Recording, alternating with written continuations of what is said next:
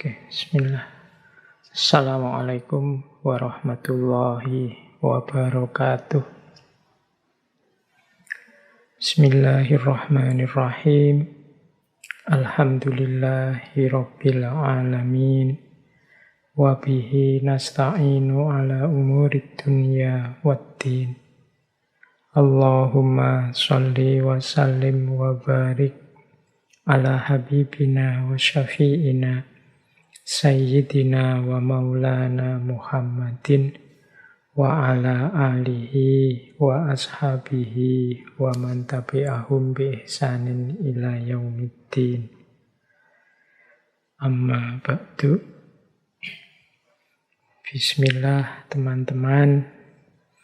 Mari kita ngaji kembali seperti biasa setiap malam Kamis. Malam hari ini kemungkinan adalah sesi terakhir kita untuk bulan ini, sekaligus sesi terakhir kita untuk season tahun ini sebelum puasa. Karena sebagaimana yang sudah kita tradisikan sebelumnya, setiap Ramadan nanti sampai Idul Fitri kita akan libur dulu. Jadi monggo nanti semuanya fokus menjalankan puasa, fokus dekat dengan Allah, fokus meningkatkan kualitas diri mumpung ada momen bulan puasa. Jadi ngajinya off dulu. Lagi pula kalau pas Ramadan gini kan biasanya di mana-mana banyak sekali kajian-kajian, banyak sekali isinya penambahan-penambahan wawasan. Jadi teman-teman tidak akan kesulitan kalau sekedar mencari materi. Jadi kita libur dulu juga untuk ambil nafas sebentar, mencerna yang 1 tahunan hampir ini kita kaji dengan beragam tema. Jadi kalau apa-apa itu kan kalau tidak ada jedanya, tidak ada istirahatnya, khawatirnya tidak ada momen-momen untuk mencerna apa ya yang kita kaji ini penting, cocok, sesuai, bisa dijalankan, dan lain sebagainya ini. Ya seperti makanan itu kan ada momen-momen kita kunyah, tidak hanya ditelan begitu saja. Baik, jadi ini pengumuman ya. Jadi semoga Rebu depan tidak kejelek kalau nunggu-nunggu ada live streaming YouTube lagi ternyata kok tidak ada ya, karena memang kita memulai off-nya dari awal bulan depan. Ini biar ada persiapan-persiapan teman-teman untuk Ramadan. Kemudian insya Allah nanti kita mulai lagi setelah Idul Fitri. Ya sambil nunggu nanti setelah Idul Fitri kan bisa mereview rekaman-rekaman yang kemarin, mencari-cari siapa tahu ada yang bermanfaat, berguna untuk meningkatkan kualitas diri kita serba sedikit. Baik. Malam hari ini ya karena sesi terakhir yang agak istimewa menjelang bulan Ramadan, sengaja saya mengangkat tema falsafah puasa. Ini semoga teman-teman tidak membayangkan malam hari ini saya akan ceramah tentang keutamaan bulan Ramadan ya. Nanti insya Allah nanti ustadz-ustadz yang lain banyak. Kita membicarakan puasa di level filosofis. Jadi nyuwun sewu nanti kalau ada yang tanya, Pak ayatnya mana, hadisnya mana.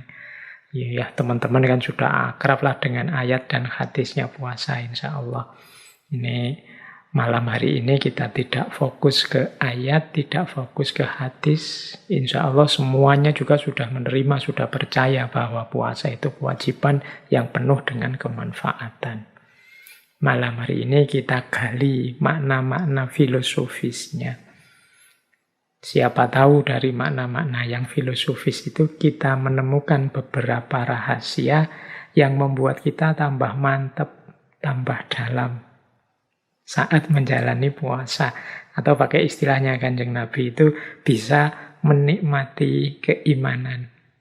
Berarti nanti kalau kita bisa paham dan tahu rahasia-rahasianya puasa, siapa tahu kita bisa menikmati puasa.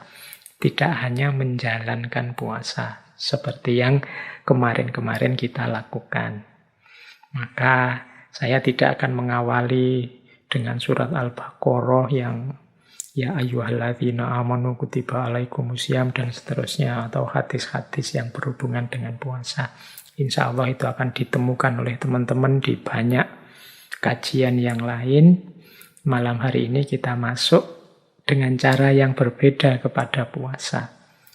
Kalau menggunakan istilahnya Imam Ghazali, tema kita malam hari ini bisa diberi judul Asrorus Siyam.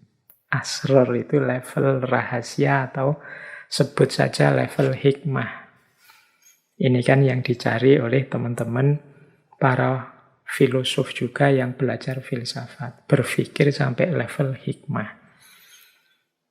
Kalau bisa dipetakan, ini kebetulan saya bawa petanya, cara kita menjalani agama itu kan diawali dari iman atau percaya dulu.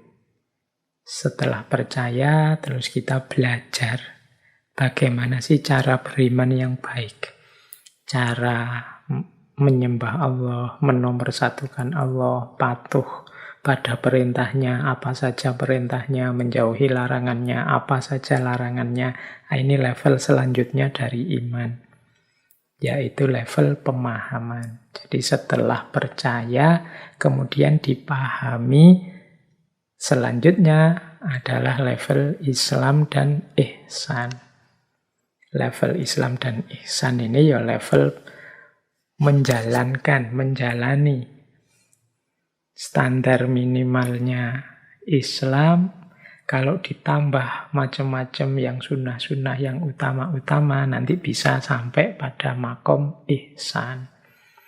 Jadi dipercaya, kemudian dipahami caranya, isinya, kemudian dijalankan. Nah, masih ada satu level lagi, ya ini levelnya tidak wajib. Orang tidak tahu juga tidak apa-apa, tapi kalau tahu bisa semakin dalam, semakin mantap dalam beragama. Yaitu level asror atau level makna. Asror itu dari kata-kata sir yang artinya rahasia. Inilah yang nanti disebut hikmah. Atau kadang juga kita menyebutnya dengan istilah falsafah. Makanya teman-teman yang belajar hukum Islam itu pasti kenal istilah falsafah tasyri' atau hikmatut tasyri'. Ini menyelami hukum syariat sampai level asror, sampai level makna-makna. Tidak sekedar diimani, dipercaya, dijalankan, tapi juga diungkap rahasia-rahasianya. Nah, ini makomnya namanya makom hikmah. Yang sifatnya memang tidak wajib. Tapi kalau kita bisa tembus sampai level hikmah ini, kalau bahasanya Al-Quran, wa may yu'tal hikmata faqad utiya khairan katsira. Barang siapa yang oleh Allah dianugerahi dengan hikmah, maka dia seperti diberi kebaikan yang banyak sekali. Nah, ini latihan pelan-pelan. Malam hari ini kita belajar puasa di level asror ini, di level hikmah.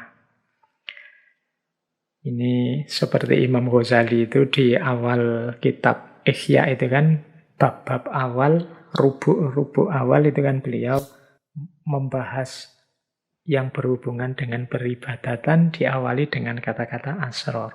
Asrorut toharoh, asrorus sholah, asrorus siyam, asrorus zakah. Nah, ini maksudnya membahas tentang bersuci, tentang puasa, tentang zakat di level asror, di level hikmah. yang tidak sekedar menceritakan syarat rukunnya apa biar sah, tapi juga makna dan rahasia-rahasia di baliknya apa. Nah, malam hari ini kita mencoba seperti itu ya, meskipun semampu kita, sekuasa kita. Paling tidak semoga setelah ini kita tambah mantep bahwa ternyata puasa itu luar biasa untuk kepentingan diri kita dunia akhirat, untuk kepentingan masyarakat, bahkan untuk kepentingan zaman kita yang hari ini mungkin ada banyak keprihatinan-keprihatinan. Baik, ini malah melantur ke sana-sana ya. Kita mulai saja pembahasan kita tentang falsafah puasa. Kita kejar hikmah dan asrornya puasa. Semoga nanti kita tambah mantep. Puasa ini kan salah satu ibadah yang oleh Al-Quran terang-terangan disebut dijalankan oleh semua umat-umat terdahulu. Jadi, kalau teman-teman membaca lebih detail sejarahnya para nabi, itu hampir di setiap sejarahnya nabi ada kisah aktivitas atau amalan yang jenisnya puasa ini. Misalnya, kalau teman-teman membaca riwayat-riwayat atau buku-buku yang membahas ini, misalnya ada yang bilang bahwa Nabi Adam itu dulu puasa misalnya setiap hari Jumat. Ada juga riwayat Nabi Adam itu puasa tanggal 10 Muharram karena hari itu beliau bertemu dengan Ibu Hawa di bumi. Ada juga yang bilang Nabi Adam itu puasa 40 hari 40 malam setiap tahun. Dan lain sebagainya. Nabi Nuh itu puasa selama beliau di atas perahu. Dan nanti setelah turun dari perahu ada riwayat juga beliau puasa 3 hari setiap bulannya. Nabi siapa lagi? Nabi Yakub. Nabi Yakub ini ayahnya Nabi Yusuf. Beliau sering puasa untuk keselamatan putra-putranya. Putranya sendiri, Nabi Yusuf, itu juga puasa sejak dalam sumur. Puasa saat di penjara, bahkan ada riwayat beliau ini puasa juga saat menjadi Menteri Perekonomian Mesir saat itu.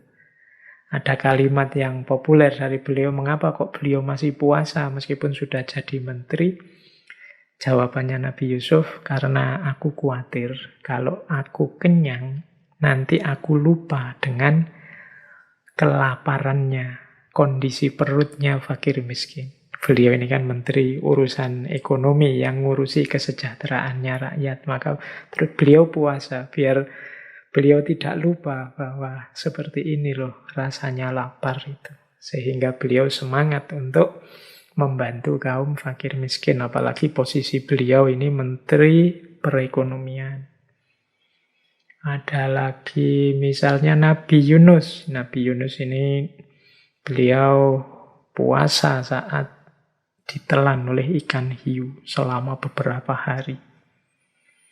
Nabi Ayub puasa saat beliau menjalani ujian sakit. Nabi Musa ini menurut riwayat sebelum menerima wahyu ke Bukit Sinai, beliau ini puasa 40 hari, 40 malam. Nabi Dawud, kalau ini teman-teman kenal kan namanya puasa Dawud.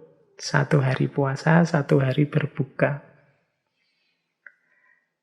Dan mungkin banyak kisah-kisah para nabi, kisah-kisah umat terdahulu yang berpuasa. Dulu kita pernah juga membahas ini ketika saya membedah pandangannya Imam Ghazali tentang puasa. Mungkin bisa dicari rekaman sesi rahasia puasa Asrorus Saum yang menurut Imam Ghazali. Saya lupa berapa tahun yang lalu kita membahas itu. Nah, malam hari ini kita ambil tema-tema yang sedikit berbeda tentang puasa. Semoga setidaknya nambah wawasan kita. Mengapa kita harus puasa? Apa pentingnya puasa? Oke, bismillah. Kita mulai kajian kita.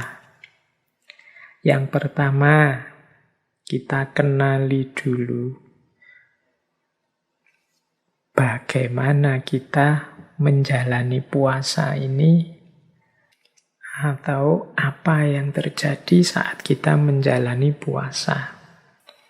Jadi puasa itu ketika kita menjalaninya itu setidaknya terjadi 4 hal. Jadi ketika kita menjalankan puasa itu kita sedang menegakkan 4 hal secara sekaligus.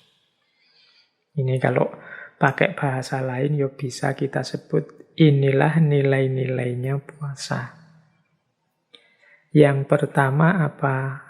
Kita sedang menegakkan nilai-nilai normativitas. Normatif itu ya nilai yang jadi norma, aturan, kewajiban. Jadi kita sedang menegakkan kewajiban beragama. Ini namanya nilai normatif. Ya kalau ini kan sudah tidak perlu dijelaskan, ya memang kita diperintahkan untuk puasa. Dan sifatnya wajib di bulan Ramadan. Kutiba alaikumus syiyam. Nah ini namanya nilai normatif yang sedang kita tegakkan. Tapi tidak hanya ini saja. Ketika kita menjalani puasa, kita juga sebenarnya sedang melakukan pembersihan diri. Nah, nilai ini namanya nilai purifikatif. Makanya nanti dalam surat Al-Baqarah itu puasa itu disebut puncaknya adalah ketakwaan. Orang yang bertakwa itu kan orang yang batinnya jernih sehingga anggota tubuhnya secara otomatis sukarela menjalani perintahnya dan menjauhi larangannya. Nah, puasa membersihkan kekotoran-kekotoran diri kita, hasrat, hawa nafsu, dan macam-macam dikontrol, dikendalikan, ditahan waktu puasa. Ini namanya kita sedang melakukan purifikasi, pembersihan. Nah, yang ketiga, ini kan berarti nilai pertama nilai normatif, nilai kedua nilai purifikatif. Puasa itu kita menjalani kewajiban sekaligus membersihkan diri. Yang ketiga nilai preventif. Preventif ini nilai pencegahan. Puasa ini dalam kehidupan kita ini fungsinya semacam rem. Kita ini sepanjang tahun seperti orang lari, maka saat hadir bulan Ramadan ini saatnya kita mengendalikan diri sebentar. Kita ngerem sebentar. Ini fungsi preventif. Bahkan tidak hanya Ramadan, ada banyak hadis yang menjelaskan bagaimana puasa itu adalah benteng kita. As-saumu junnatun.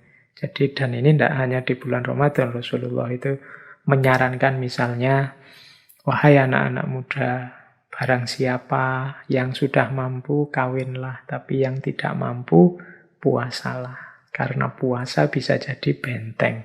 Nah ini namanya fungsi preventif. Kalau sedang tidak puasa, kita buka diri kita selebar-lebarnya, maka apapun bisa masuk ke dalam diri kita.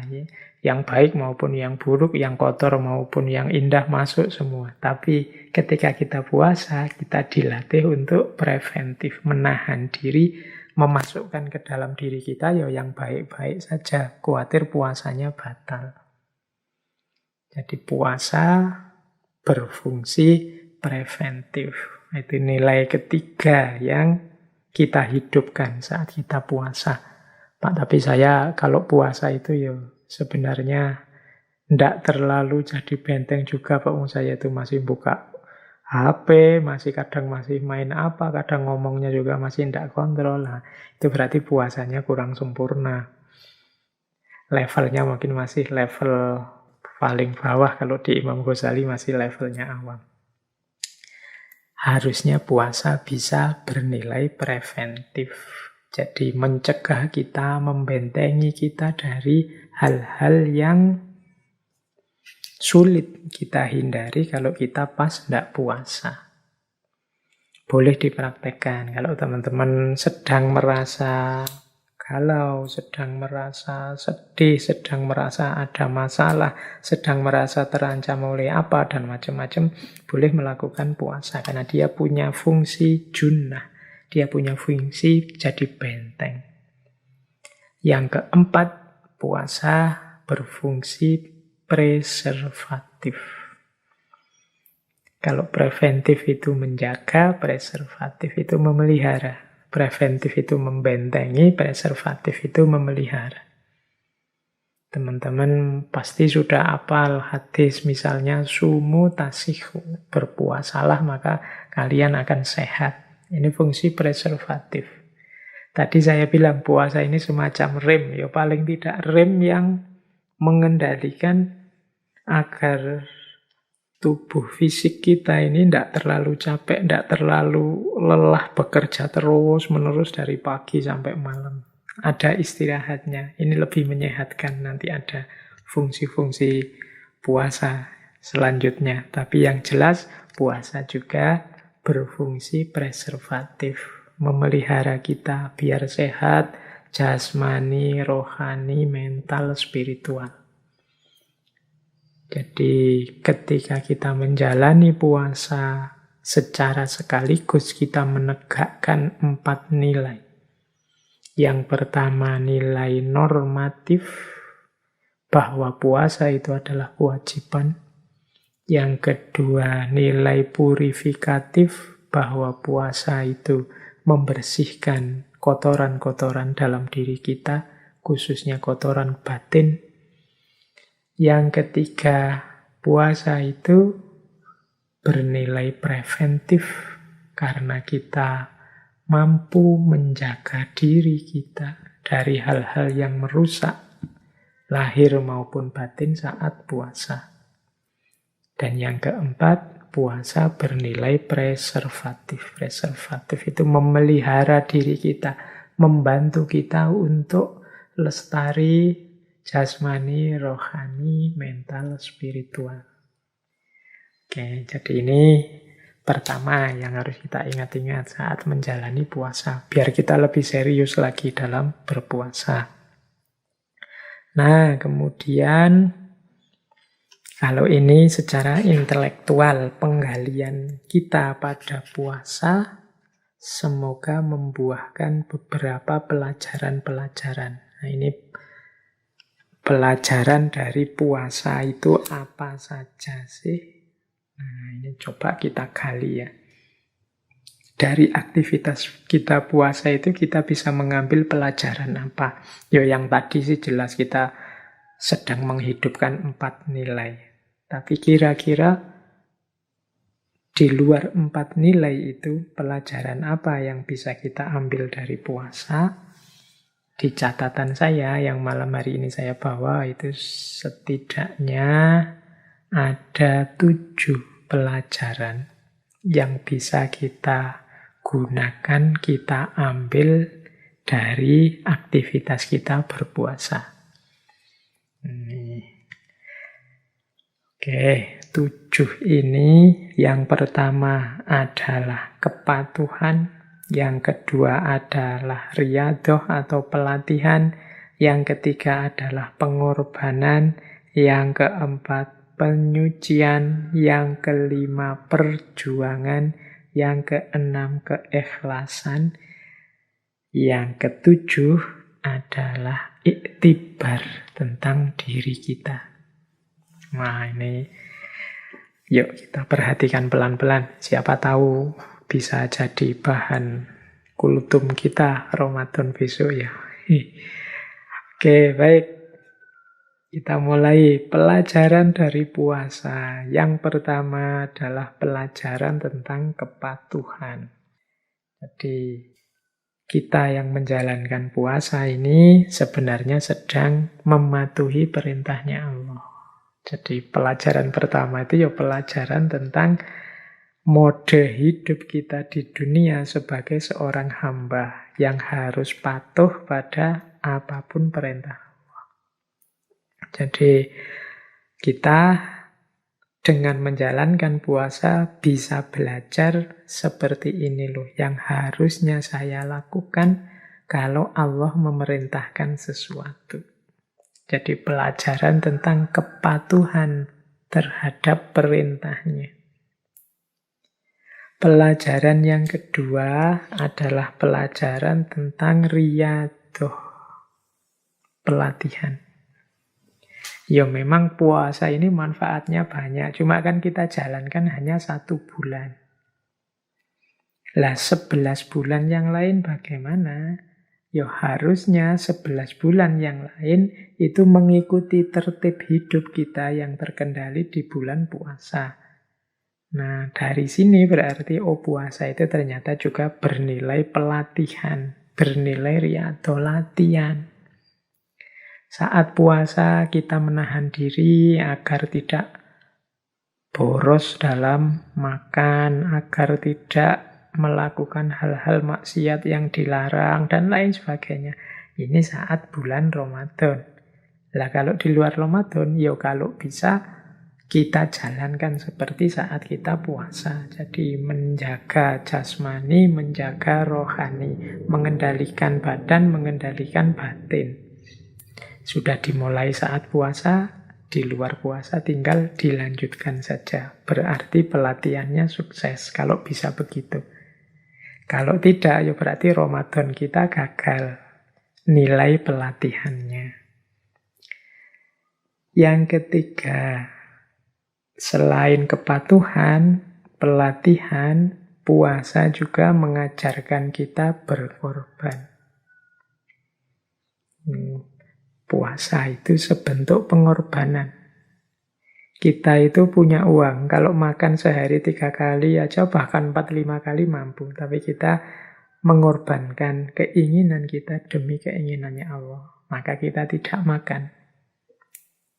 Kita mengorbankan waktu kita demi menjalani puasa kepada Allah. Itu juga sejenis pengorbanan. Kita mengorbankan daya, upaya, tenaga kita di bulan Ramadan ini untuk Allah. Itu juga sejenis pengorbanan. Jadi pelajaran keempat, puasa mengajari kita untuk pelajaran ketiga mengajari kita untuk berkorban. Yang keempat, puasa mengajarkan kita untuk mensucikan diri. Jadi puasa ini kan semacam bersih-bersih segala kotoran lahir maupun batin. Kita tidak menjejali diri kita dengan nafsu lahiriah maupun nafsu batinnya.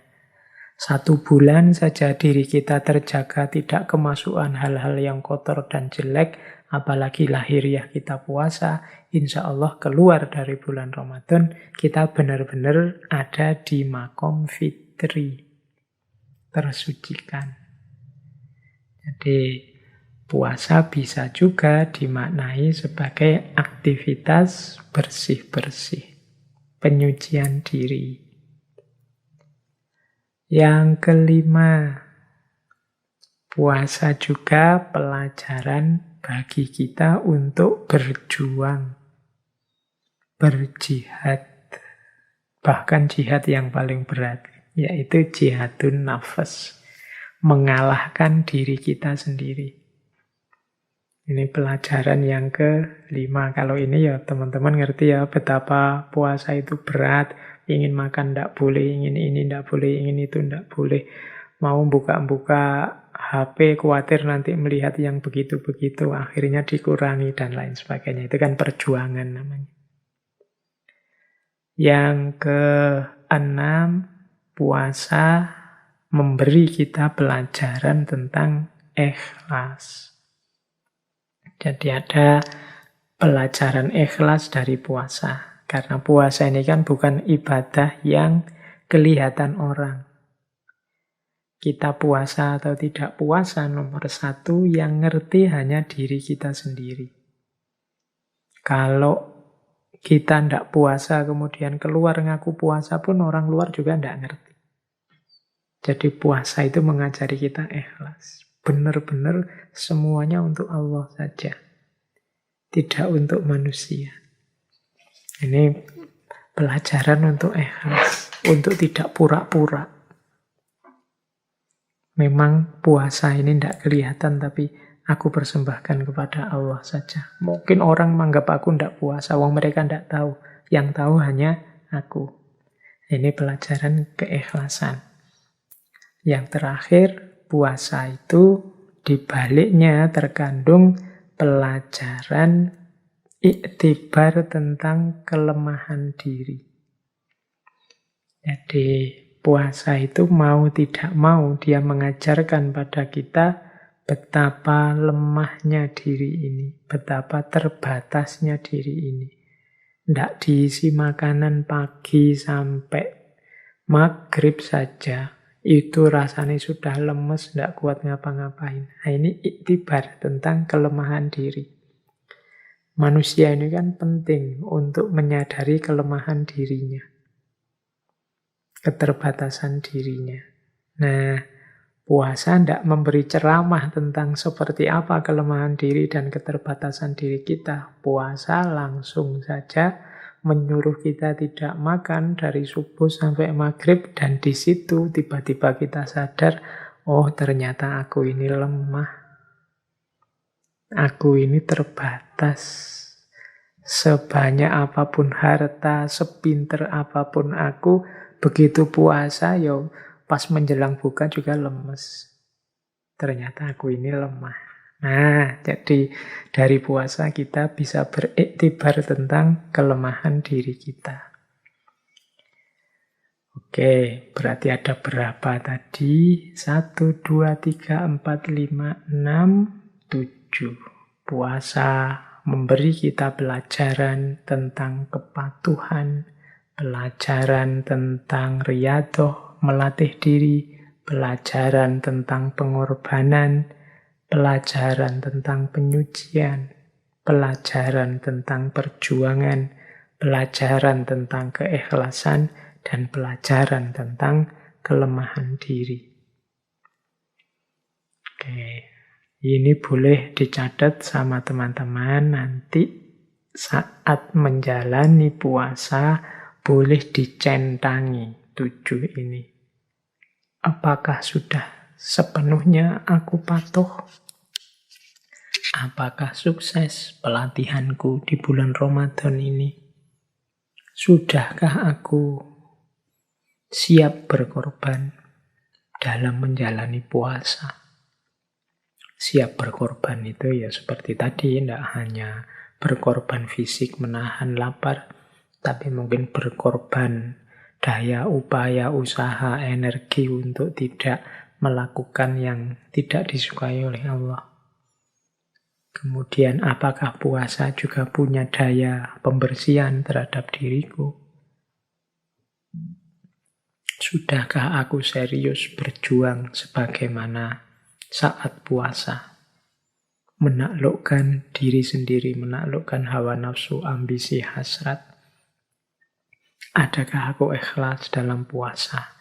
Dan sudahkah aku sadar bahwa diri ini lemah?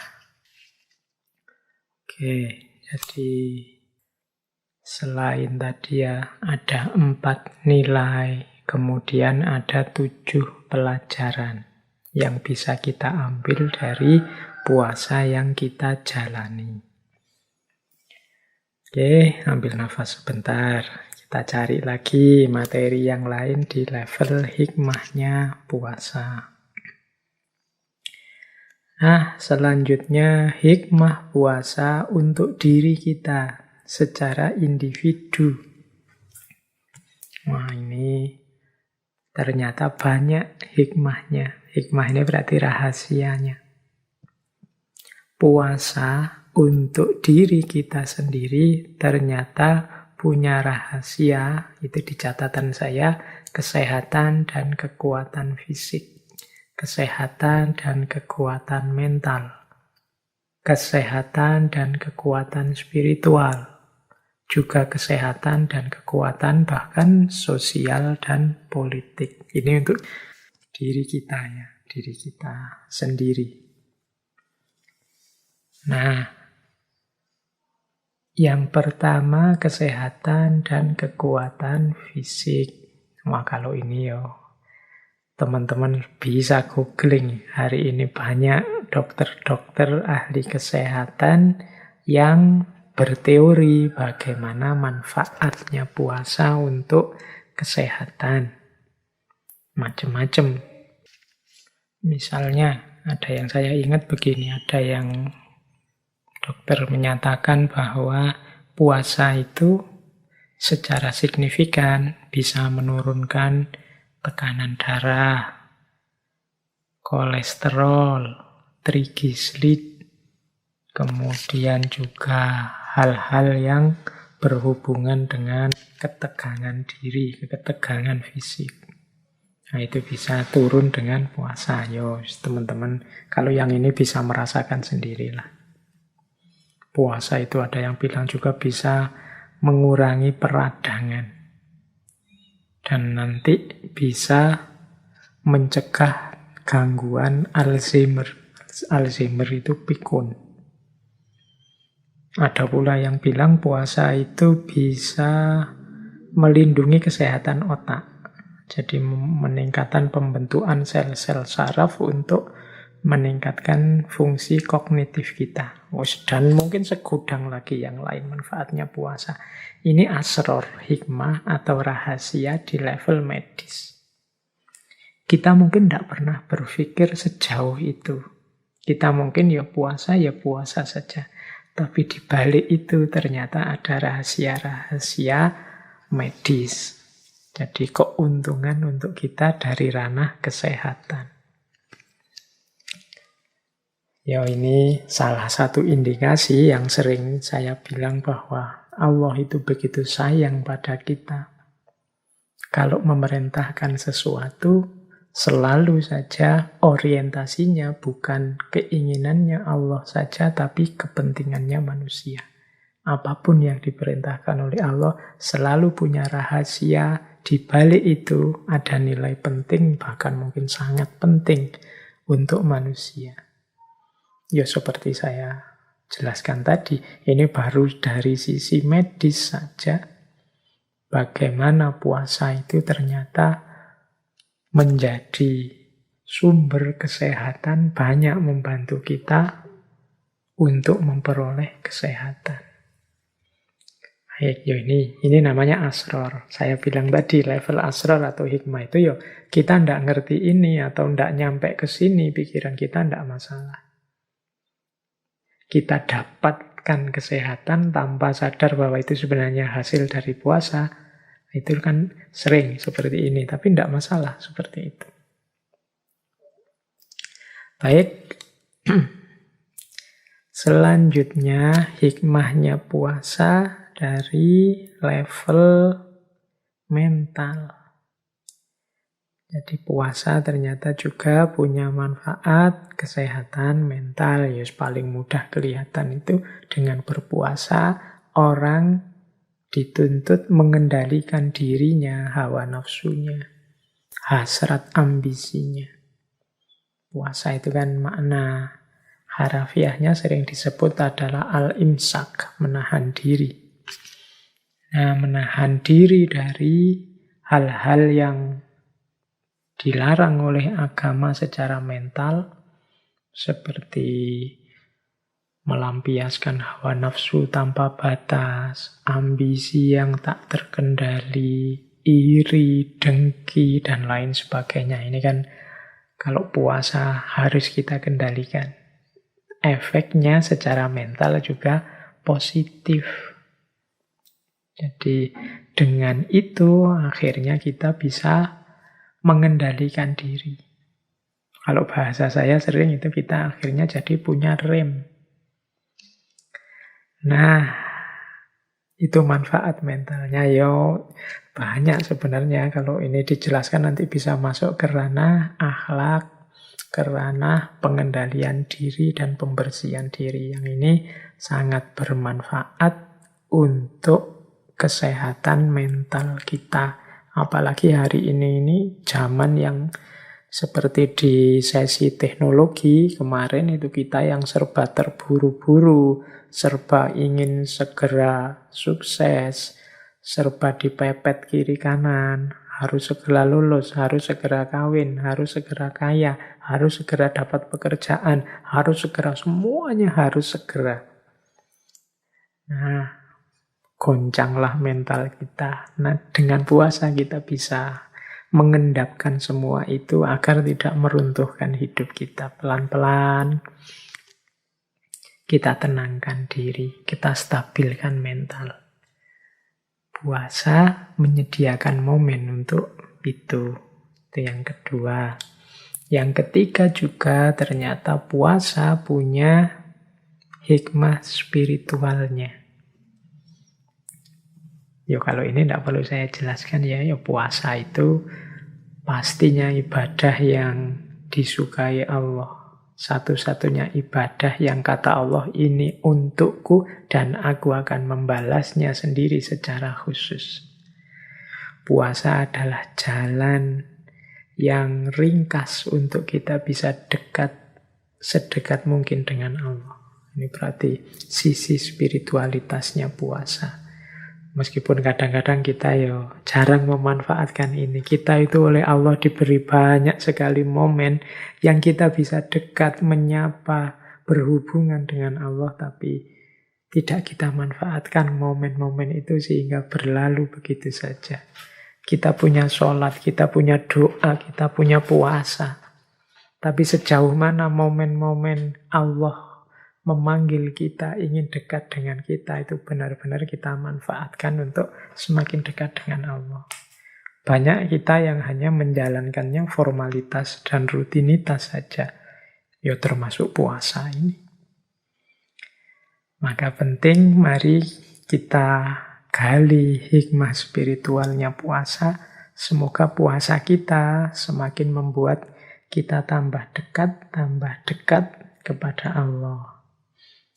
Kemudian kalau itu hikmah yang ketiga, yang keempat hikmah kesehatan dan kekuatan sosial serta politik.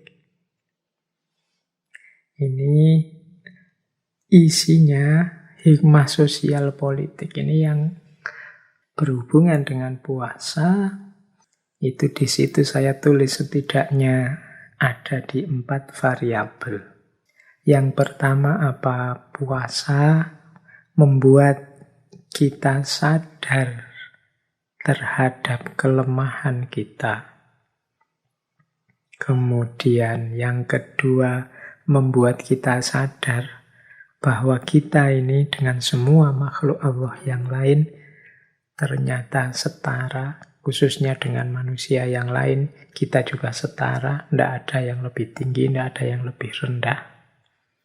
Kemudian juga kita sadar bahwa kita ini tidak bisa hidup sendiri. Kita ini saling membutuhkan dengan yang lain.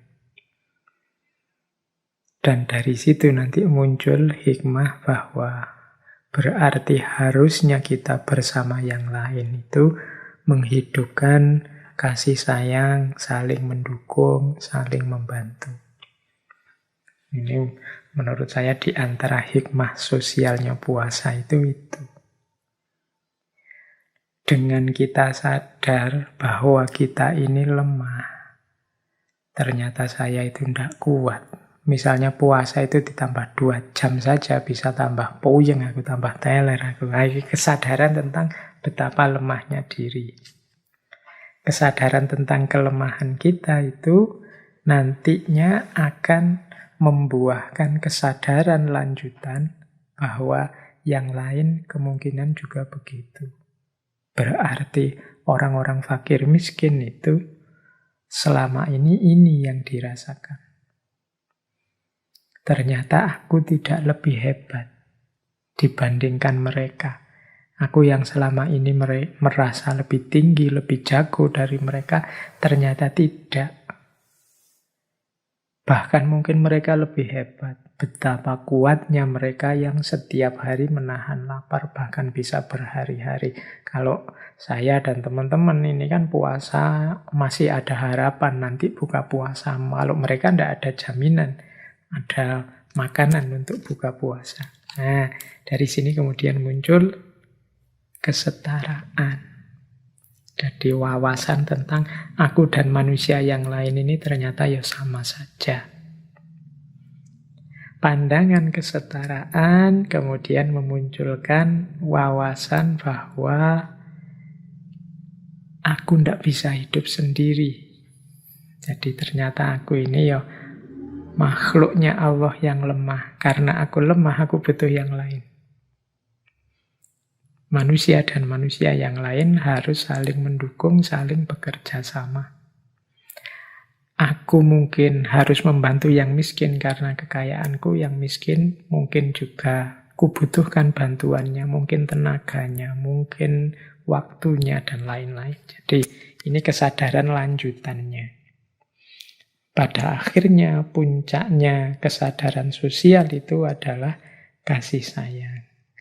Rasa saling membutuhkan itu kan nanti pada akhirnya akan tumbuh jadi sayang dan cinta. Nah, ini rentetan logisnya bagaimana rahasia puasa itu sebagai perekat sosial. Nah, kalau yang politik bagaimana, Pak? Ini puasa juga, kalau teman-teman jeli melihat sejarah, ternyata punya kekuatan sosial dan kekuatan politik yang luar biasa. Contohnya politik misalnya, teman-teman mungkin masih ingat ya tokoh kita minggu lalu, Mahatma Gandhi. Malam hari ini mungkin sebentar kita bahas juga tentang beliau. Beliau juga punya pandangan khusus tentang puasa.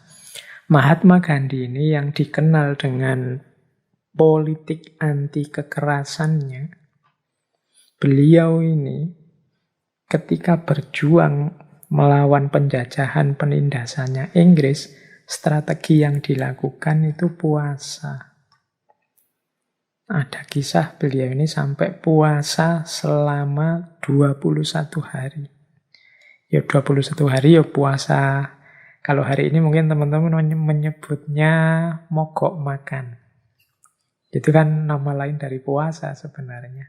Itu kan menunjukkan bahwa ternyata puasa itu juga punya daya tekan politik. Dia punya power untuk mempressure yang lain. Senjata ini digunakan karena mengasumsikan mereka yang sedang zalim, yang sedang menindas itu juga manusia. Diharapkan dia tersentuh hatinya melihat kita yang unjuk rasa dengan puasa dan mogok makan. Ini dilakukan zaman itu oleh Gandhi karena beliau tidak mau melawan dengan kekerasan. Dia melawannya dengan diam dan puasa.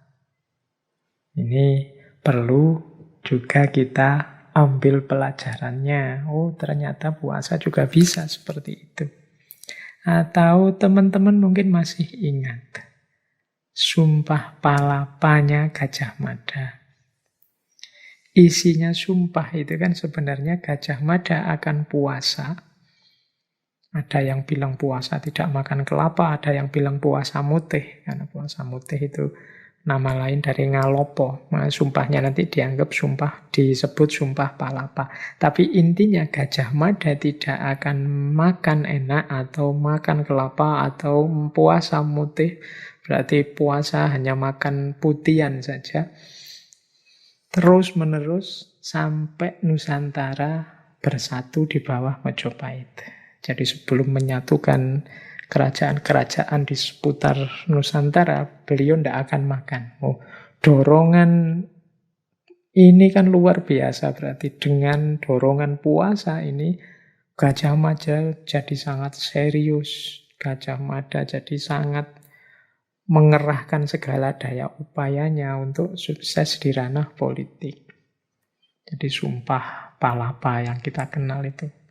Tidak akan makan sampai Nusantara bersatu. Ternyata puasa juga punya power, punya kekuatan politik. Nah, ini menurut saya menarik bahwa ritual agama yang diwajibkan oleh Allah, ibadah yang ditekankan oleh Allah, itu ternyata tidak hanya sekedar membutuhkan kesungguhan kita menjalani sebagai manifestasi kepatuhan, tapi ternyata di balik itu ada rahasia-rahasia, ada hikmah-hikmah. Ini saya menyampaikan yang terjangkau, yang banyak disampaikan di kiri kanan kita selama ini. Dari sisi medis, dari sisi mental, dari sisi spiritual, dari sisi sosial, bahkan juga dari sisi politik. Oke, yang tadi saya bilang di depan, memahami asror, memahami hikmah akan membuat ibadah kita semakin dalam, semakin mantap. Semakin bisa merasakan nikmatnya iman. Semoga dengan ngerti serba sedikit ini tadi, besok kalau kita puasa tambah mantap, tambah serius. Karena ternyata hikmahnya besar. Baik, kita lanjutkan untuk membongkar hikmah-hikmah di balik puasa. Selanjutnya, mari kita tengok sebentar hakikat dari tindakan kita berpuasa. Kalau saya memutuskan untuk puasa, itu berarti apa sih? Nah, ini kita sedikit bermain logika. Jadi kalau kita memutuskan untuk puasa, itu sebenarnya ada beberapa maknanya. Yang pertama apa? Begitu kita memutuskan untuk puasa, berarti kita sedang memilih kehendaknya Tuhan dan bukan ego kita sendiri. Puasa ini kan perintahnya Tuhan, amanat dari Tuhan yang harus kita jalankan. Allah menginginkan kita puasa. Sementara kita sendiri kalau mau jujur kan inginnya tidak dihalang-halangi, tidak dibatas-batasi. Kalau menginginkan makan, menginginkan minum, menginginkan hubungan seks dengan siapa saja, dan lain sebagainya.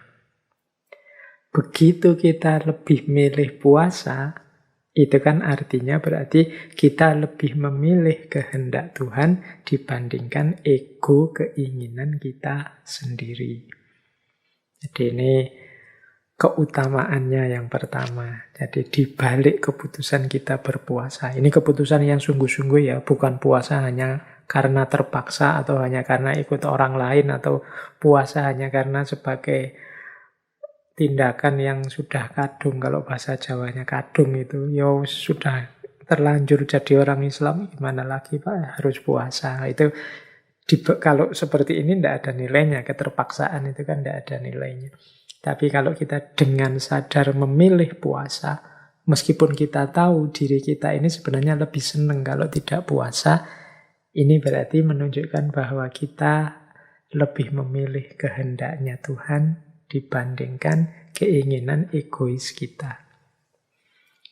Maka tadi teman-teman, kalau madrasah puasa, pelatihan puasa ini sukses, besok kalau kita sudah selesai Ramadan, ayo kita ingat-ingat jagonya kita di bulan Ramadan ini. Kejagoan kita di bulan Ramadan ini apa? Lebih milih keinginannya Allah dibandingkan keinginan kita sendiri. Kalau nanti setelah puasa ini kita masih bisa begini, berarti pelajaran kita di bulan puasa sukses.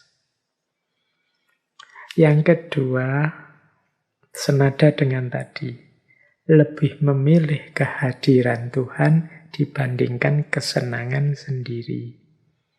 Jadi berpuasa ini kan semacam dimensi spiritual yang menghadirkan Tuhan dalam kehidupan kita. Sementara hadirnya Tuhan itu kan sering dalam tanda petik mengganggu kesenangan kita. Kita ini kan inginnya hidup itu seneng-seneng, apa saja yang kita inginkan terpenuhi, meskipun kadang yang kita inginkan itu tidak positif. Tapi dengan memilih berpuasa, yang di situ kita dilarang banyak hal, lahir maupun batin, sehingga sebenarnya hakikatnya kita itu tidak terlalu suka dengan puasa, tapi tetap kita lebih milih puasa. Karena kita lebih memilih kehadiran Tuhan dalam hidup kita dibandingkan kesenangan kita sendiri. Nah, ini makna yang kedua. Semoga ini juga nanti bisa tetap hidup setelah puasa selesai. Semangat lebih memilih Tuhan daripada kesenangan kita sendiri. Yang ketiga, ketika kita berpuasa, hakikatnya kita ini sedang mengakui bahwa kita ini lemah. Yang bisa menolong hanya Allah. Ternyata kita ini butuh Allah, perlu Allah. Nah, ini kesadaran yang dimunculkan dari tindakan kita berpuasa.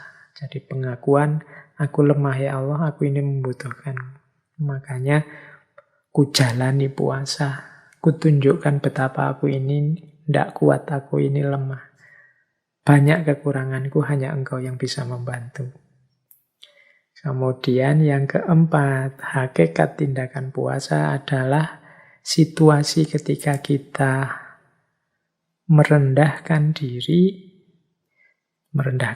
itu kan menunjukkan betapa kita ini lemah, betapa kita ini rendah. Kita harus berjuang mati-matian mengatasi godaan nafsu, ambisi, dan lain sebagainya. Tapi tidak masalah, karena kesadaran bahwa kita lemah itu hakikatnya menunjukkan kita sedang dalam proses untuk naik.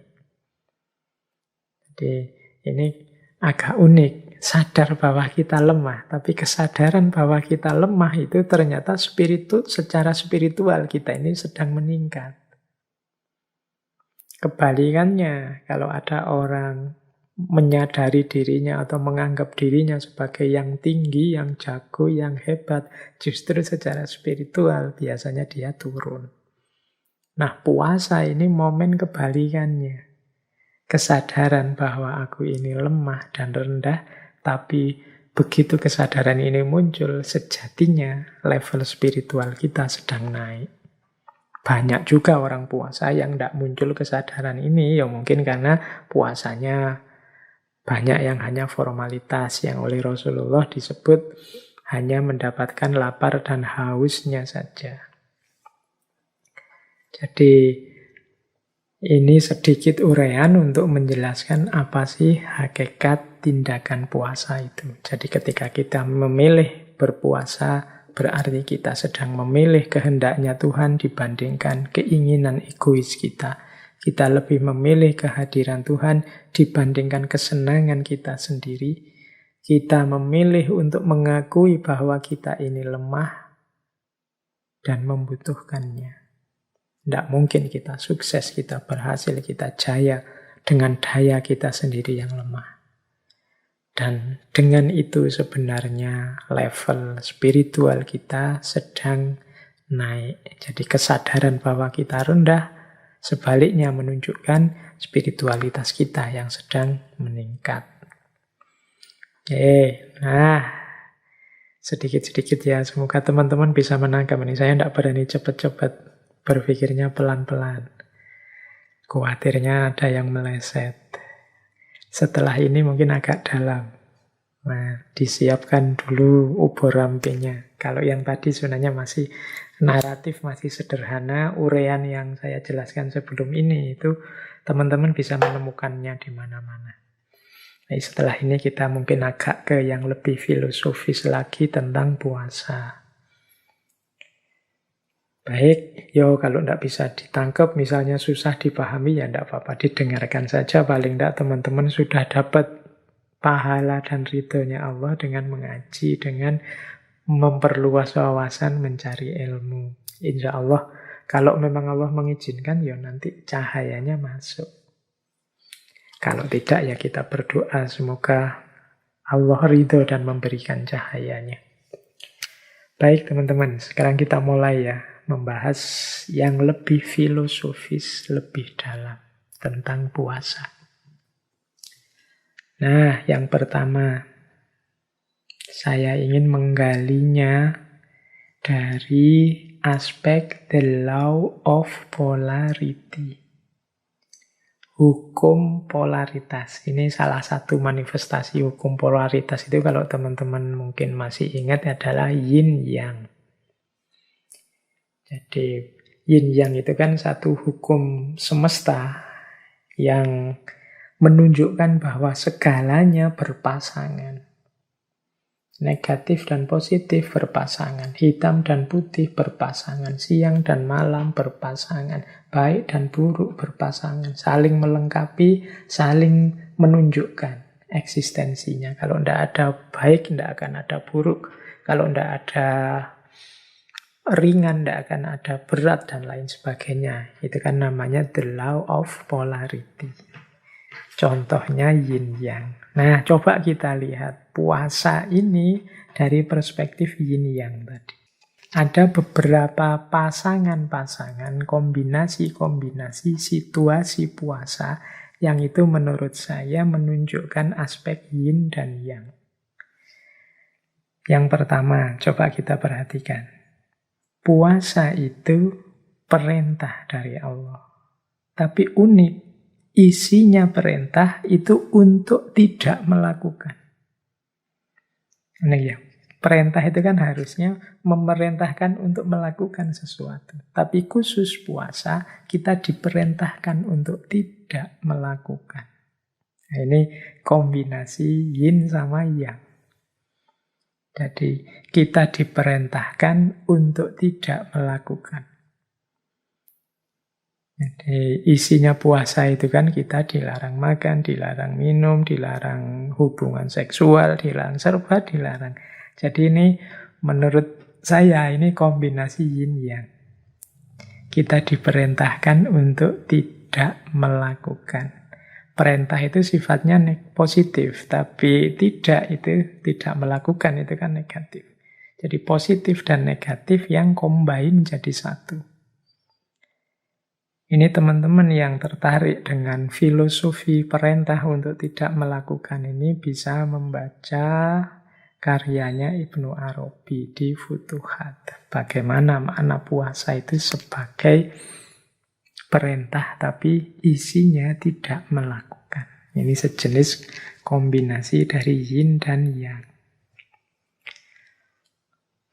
Polarity yang kedua. Puasa itu berkorban untuk memperoleh. Ini logika yang juga yin sama yang. Harusnya mengorbankan itu kan kehilangan. Aku mengorbankan tenaga, mengorbankan harta, mengorbankan waktu. Itu kan kehilangan namanya.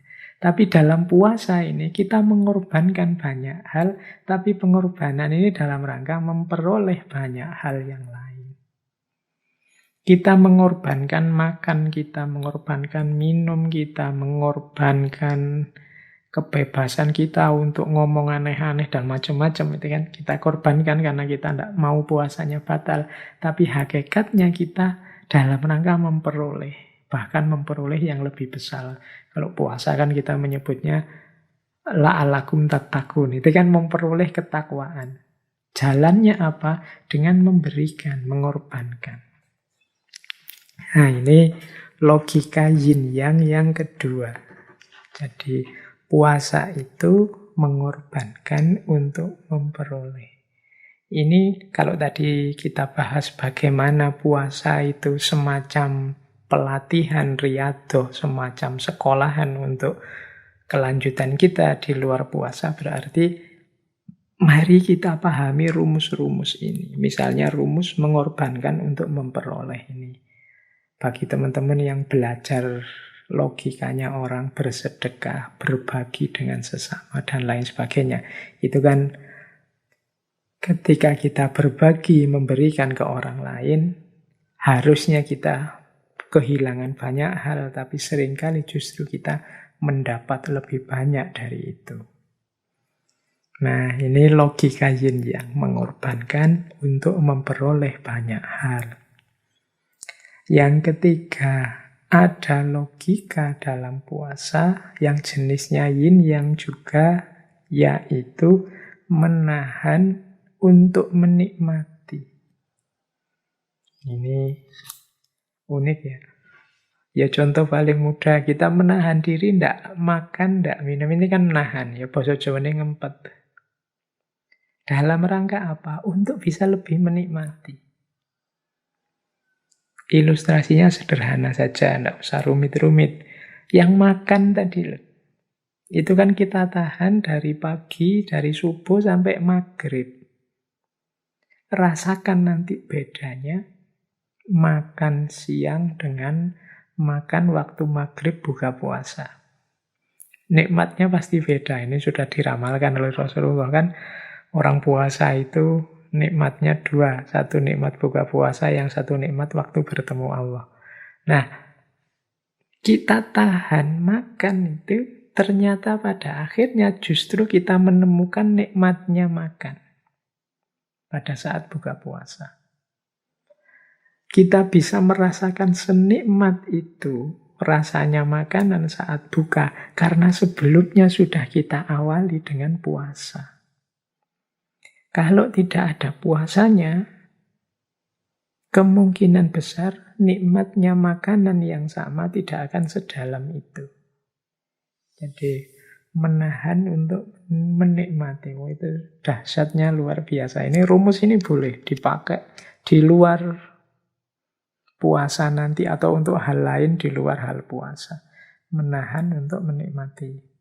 Ya teman-teman yang jomblo ini kan ya sedang puasa kan harusnya hari ini. Nabi juga menyarankan banyak-banyak puasa yang belum punya pasangan. Menahan. Nanti jangan khawatir. Panennya ketika kalian menikah. Jadi nikmat yang dirasakan akan luar biasa. Bedakan dengan yang tidak puasa. Dalam tanda petik ini tidak suudzon ya. Misalnya kalau ada yang jomblo sih belum menikah, tapi tiap hari jajan, tiap hari sebut saja seks yang bebas, yang tidak aturan itu. Nah, ini tidak ada puasanya. Maka menikah jadinya tidak ada rasanya juga, tidak sakral, wong wis tahu, wis bendino, wis bolak-balik. Tidak terkena hukum menahan untuk menikmati ini. Jadi ini bisa diterapkan untuk banyak hal. Dalam banyak hal kita itu memang butuh menahan. Orang Jawa itu pakai istilah tirakat. Kemuliaan hidup kita akan banyak ditentukan oleh kesanggupan kita menjalani tirakat-tirakat. Karena ada hukum menahan untuk menikmati. Betapa indahnya Idul Fitri setelah 1 bulan kita menahan diri untuk tidak makan minum. Tapi yang tidak puasa sama sekali, ya rasanya pastinya hambar. Tidak terkena hukum menahan untuk menikmati. Nah, yang keempat, itu juga salah satu ilustrasi bagaimana hukum yin dan yang dalam puasa. Yang keempat, menyakiti. Ini menyakiti dalam tanda petik ya. Tapi tujuannya untuk menguatkan. Jadi kita ini kan dilatih pelan-pelan oleh puasa. Agak sakit memang. Tapi pada akhirnya kita ini tangguh. Kita kuat. Puasa hari pertama kita mungkin teler, puyeng. Tapi hari kedua sudah tinggal separuh puyengnya. Hari ketiga sudah tidak puyeng lagi. Lama-lama biasa. Semakin tangguh kita kan kuat. Kalau kemarin jam 8 belum sarapan aja rasanya ngelieng. Jam 12 sudah ribut. Ingin mau ke warung mana, mau traktiran di mana. Tapi ketika kita puasa, kita kuat. Kita lebih tangguh. Jadi di balik puasa ada logika. Sakit sedikit tapi dia menguatkan.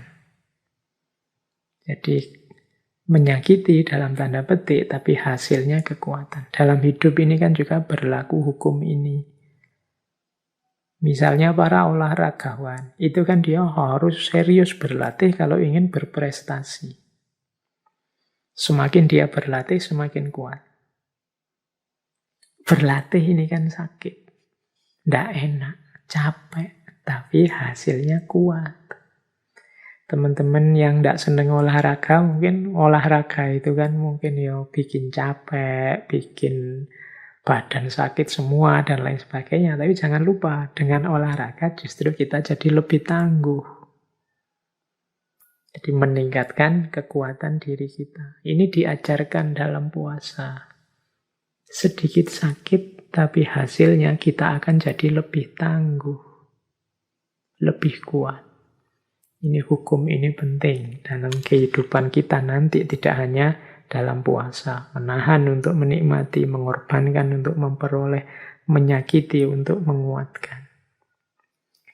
Nah, yang kelima dan keenam, ini menarik. Kemanusiaan untuk kehambaan, tapi juga sebaliknya, kehambaan untuk kemanusiaan. Jadi ini juga semacam yin yang.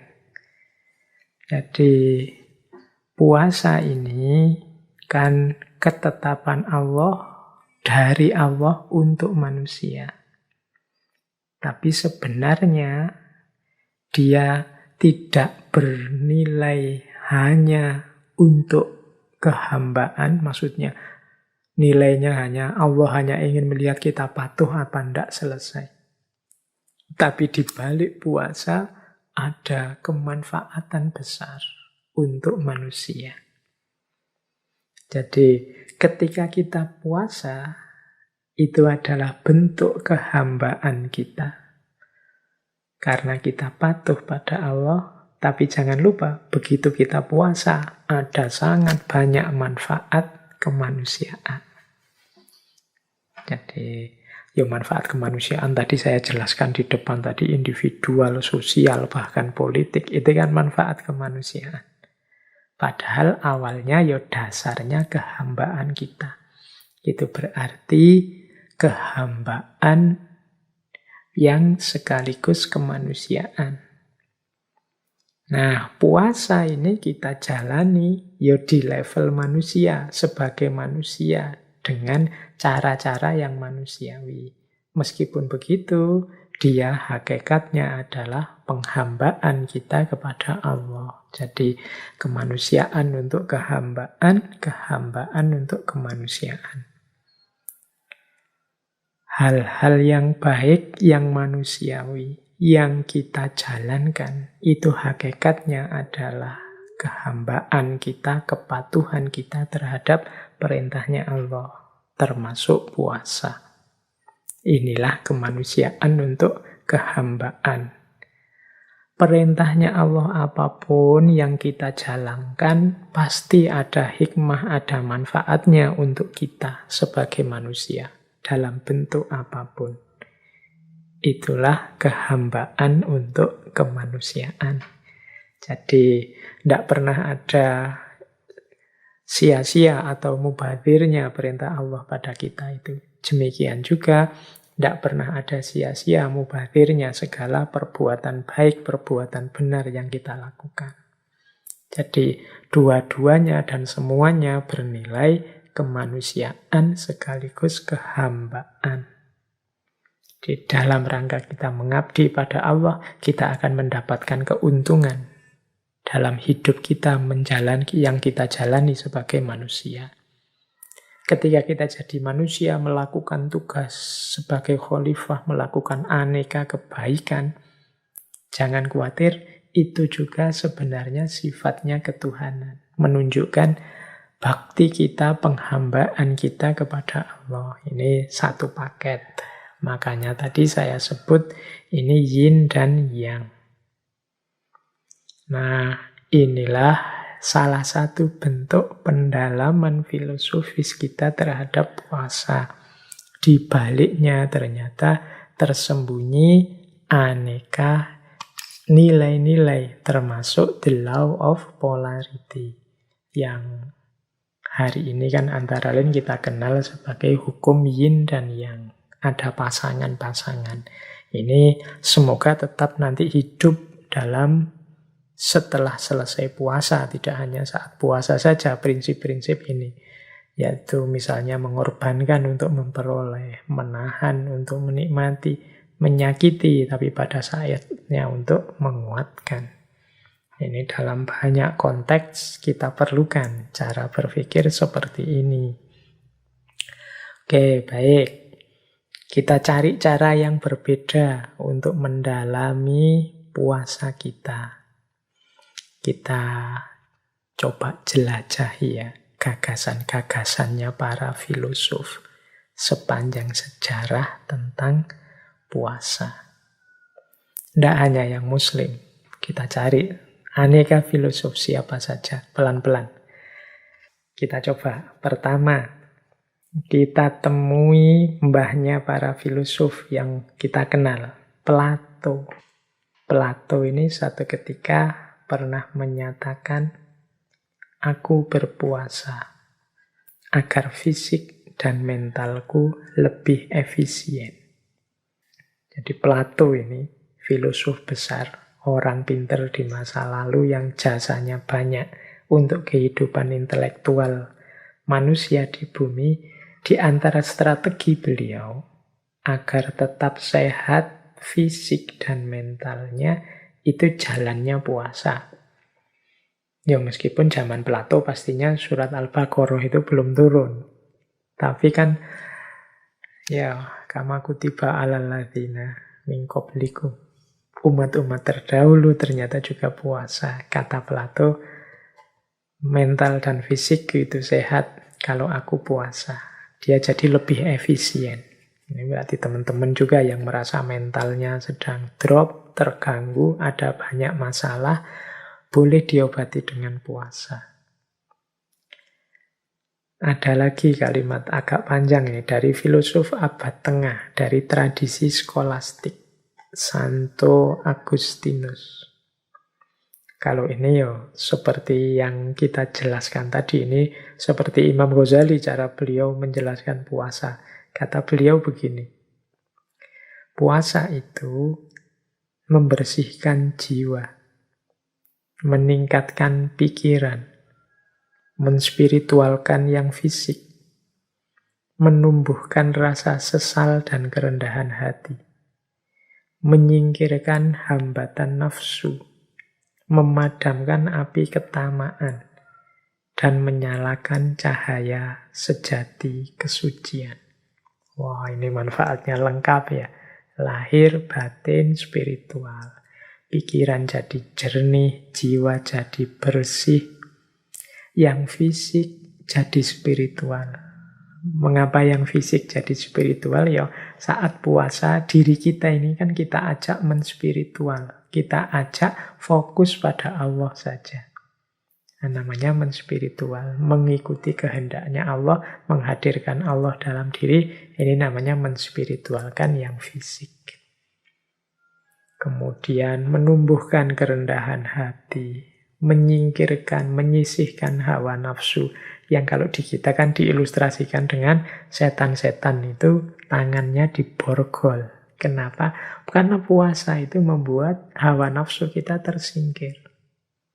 Memadamkan api ketamaan, kemudian menyalakan cahaya kesucian dalam diri kita. Ini Agustinus. Ada lagi ini filosof Dante Alighieri. Ini beliau ini yang nulis novel populer sekali. Ceritanya sangat kontroversial yang judulnya Komedi Ketuhanan, Divina Commedia. Dante ini dalam novel itu ada satu kalimat yang menurut saya menarik. Kata beliau, puasa memiliki kekuatan yang lebih dahsyat dibandingkan kesedihan. Nah, ini bisa diuraikan panjang, ini boleh pakai ilustrasinya. Mahatma Gandhi tadi dengan perjuangannya dan lain sebagainya. Jadi puasa itu punya power. Tidak sekedar sifatnya pasif, meskipun isinya serba tidak. Tapi puasa lebih dahsyat dibandingkan kesedihan. Orang kalau sedih itu kan kadang-kadang melakukan hal-hal yang mungkin tidak terfikir sebelumnya. Tapi puasa punya kekuatan lebih dahsyat dari itu. Paling tidak orang sedih itu kalau kecenderungannya tidak terkontrol sehingga kadang-kadang melakukan hal yang nanti disesali.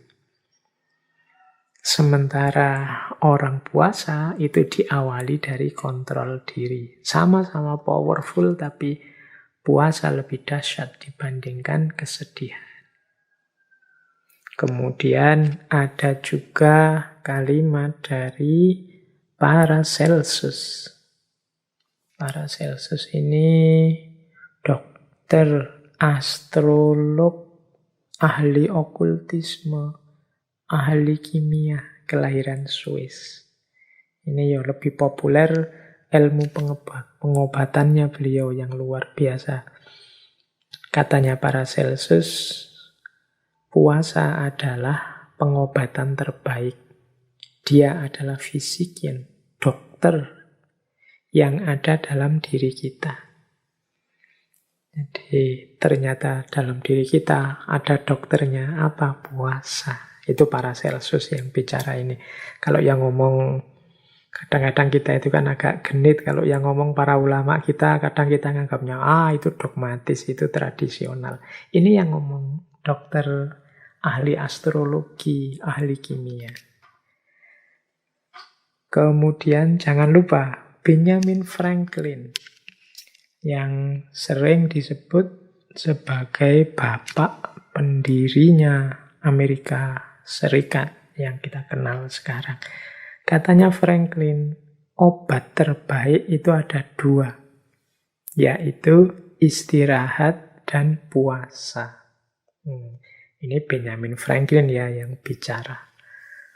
Nah, ya nggak perlu saya jelaskan, teman-teman sudah ngerti mengapa kok istirahat dan puasa itu jadi obat terbaik. Ini lebih menarik. Fyodor Dostoyevsky. Ini filosof eksistensialis sejajar dengan Sartre dan kawan-kawan, asal Rusia. Kapan-kapan kita bahas beliau. Nah, kata beliau menarik. Beliau bilang begini, ketaatan, puasa, dan doa itu sering ditertawakan. Padahal hanya melalui hal tersebut terdapat jalan untuk kebebasan sejati. Aku memotong keinginan tak terkendali dan tidak penting. Aku tundukkan kesombongan dan ketamaanku, dan kuhukum ia dengan kepatuhan. Dan dengan pertolongan Tuhan, aku mencapai kemerdekaan jiwa dan kenikmatan spiritual. Nah, ini Dostoyevsky. Jadi, kata beliau, mungkin orang-orang hari ini, orang-orang modern yang baru mengalami renaisan, menertawakan kepatuhan pada agama, menertawakan puasa, menertawakan doa. Padahal menurut Dostoyevsky, ketaatan, puasa, dan doa itu bisa menjadi jalan bagi kebebasan yang sejati. Kebebasan yang sejati ini kan yang diimpikan oleh para filosof eksistensialis. Katanya Dostoyevsky, untuk menemukan kebebasan sejati itu, aku memotong keinginan tak terkendali dan tidak penting. Jadi justru kebebasan itu akan ketemu tidak dengan mengumbar keinginan, tapi dengan membatasi keinginan. Termasuk membuang keinginan yang tidak penting. Kemudian aku tundukkan kesombongan dan ketamaanku. Jadi mengalahkan sombong dan tamak. Orang yang sombong dan tamak tidak akan menemukan kebebasan sejati, karena justru dia akan dibelenggu oleh kesombongan dan ketamaannya. Dan kuhukum dia dengan kepatuhan. Jadi untuk menundukkan kesombongan, ketamaan itu jalannya ya patuh, taat. Dan dengan pertolongan Tuhan aku mencapai kemerdekaan jiwa dan kenikmatan spiritual. Nah, ini Fyodor Dostoyevsky. Ada lagi Hermann Hesse. Beliau ini penyair, novelis, spiritualis dari Jerman. Beliau mengatakan begini, Setiap orang dapat melakukan keajaiban. Setiap orang dapat mencapai tujuannya. Kalau ia mampu berpikir, kalau ia mampu menunggu, dan kalau ia mampu berpuasa. Ini pendapatnya Hermann Hesse. Kalau kita ingin melakukan hal-hal luar biasa, jalannya cuma 3. Bisa berpikir, siap menunggu, dan mau berpuasa. Nah, berpikir berarti ya jangan pasif. Daya gunakan akal budimu. Mau menunggu berarti mau mengikuti prosesnya. Tidak ada keajaiban, kesuksesan, keberhasilan yang instan. Dan mau berpuasa. Berarti siap susah, siap berkorban, siap menghindari ini, tidak melakukan ini, itu, dan lain sebagainya. Nah ini Hermann Hesse. Oh ini para intelektual besar ternyata juga menyarankan puasa. Apalagi tokoh kita minggu lalu, Mahatma Gandhi. Ini saya bawa beberapa quotes dari Mahatma Gandhi yang berhubungan dengan puasa. Misalnya ini, agamaku mengajarkan kepadaku bahwa kapanpun muncul tekanan yang tak dapat disingkirkan sendiri, seseorang harus berpuasa dan berdoa. Jadi ini sarannya Gandhi. Dia bilang agamaku, karena beliau agamanya Hindu. Ternyata memang tradisi puasa itu ada di semua agama dan juga ada di semua umat masa lalu. Katanya Gandhi, agamaku mengajarkan kalau ada tekanan, mungkin teman-teman sedang stres apa, galau apa, punya problem apa, yang tidak bisa disingkirkan sendiri.